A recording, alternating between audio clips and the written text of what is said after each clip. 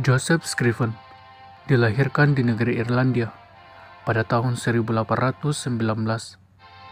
Keluarganya cukup berada dan ia pun mendapatkan pendidikan yang baik. Pada tahun 1842, ia tamat dari universitas. Ia hendak melangsungkan pernikahannya dengan seorang gadis Irlandia yang cantik. Harapan dan masa depan Joseph Scriven terlihat begitu baik. Akan tetapi, sehari sebelum hari pernikahan mereka, gadis tunangan Joseph Scriven mengalami kecelakaan dan mati tenggelam. Pemuda malang itu tentunya merasa patah hati. Di samping itu, ia mulai menghadapi persoalan dengan keluarganya karena ia ikut golongan agama Kristen yang tidak disetujui oleh mereka. Akhirnya, pada tahun 1844, pemuda yang sedih itu pindah ke negeri Kanada.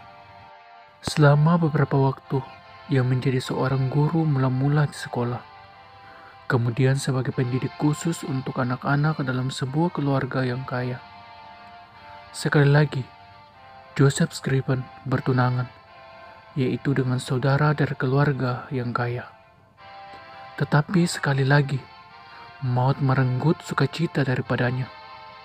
Setelah masa sakit yang pendek saja, kekasihnya itu meninggal dunia tidak lama sebelum tanggal pernikahan mereka. Dalam kesedihan yang tak terhiburkan, Joseph Scriven menyingkir dari tempat ramai. Ia tinggal seorang diri dalam sebuah pondok di pinggir danau. Cara hidupnya bersahaja. Uang dan tenaganya digunakan demi orang miskin. Ia mencari anak-anak yatim piatu supaya dapat ditolongnya. Ia bekerja sebagai tukang kayu sukarela bagi para janda yang kekurangan. Bahkan ia memberikan pakaiannya sendiri kepada orang-orang yang lebih memerlukannya. 10 tahun setelah Joseph Scriven pindah ke Kanada, ibunya di Irlandia sakit keras dan sangat pedih. Scriven tidak sempat mengarungi samudera dan pulang ke negeri asalnya. Namun ia mendapat sebuah ide untuk menghibur ibunya. Seorang diri di kamarnya, ia menuliskan sebuah syair tentang Yesus, kawan yang sejati bagi orang yang lemah. Satu salinan ia kirim kepada ibunya di Irlandia. Satu lagi ia simpan dan segera melupakannya. Beberapa tahun kemudian, Joseph Scriven jatuh sakit. Seorang tetangga yang merawat dia menemukan di kamarnya salinan syair. Ia senang akan isinya dan bertanya kepada Scriven tentang sumbernya.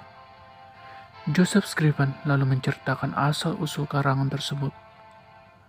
Pada waktu yang lain, seorang tetangga yang lain bertanya kepada Joseph Scriven, apakah memang ia yang mengarang syair tersebut? Lalu Joseph Scriven menjawab, "Ya, Tuhan dan saya mengerjakannya bersama-sama." Menjelang akhir hidupnya, Joseph Scriven tidak lagi memiliki rumah sendiri. Ada kalanya ia menginap dengan satu keluarga, ada kalanya juga dengan keluarga yang lain. Pada tahun 1886, dalam usianya yang ke-67 tahun, ia sedang tinggal dalam rumah seorang kawan. Lalu ia jatuh sakit keras. Kawannya menunggu dia siang dan malam. Tetapi pada suatu malam, kawannya meninggalkan kamarnya sebentar.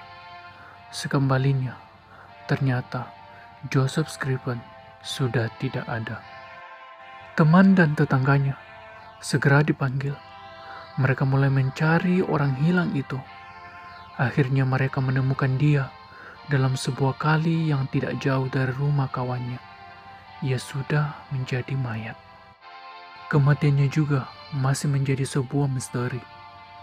Apakah Joseph Scriven terantuk disebabkan oleh pikiran dan tubuhnya yang sudah lemah?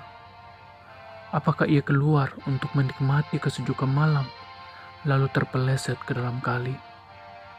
Ataukah kesedihannya itulah yang mendorong dia bunuh diri dengan mati tenggelam, sama seperti pengalaman kekasihnya dulu dalam kecelakaan di Irlandia 40 tahun sebelumnya? Tak seorang pun tahu pasti, namun para teman dan tetangga Joseph Scriven tahu bahwa pasti dialah seorang yang baik hati. Walau kelakuannya sering aneh, namun ia selalu berusaha menolong rakyat miskin. Maka mereka mendirikan sebuah tugu peringatan baginya di desa Kanada, tempat tinggalnya itu. Hanya sedikit orang dari tempat lain yang pernah melihat tugu peringatan Joseph Scriven. Tetapi, berjuta-juta orang di seluruh dunia menyanyikan lagu penghiburan karangan orang sedih yang diciptakannya. Pada tahun 1868, seorang komponis asal Amerika Serikat bernama Charles Crosat Converse membuat komposisi himne berdasarkan syair puisi yang ditulis oleh Joseph Scriven.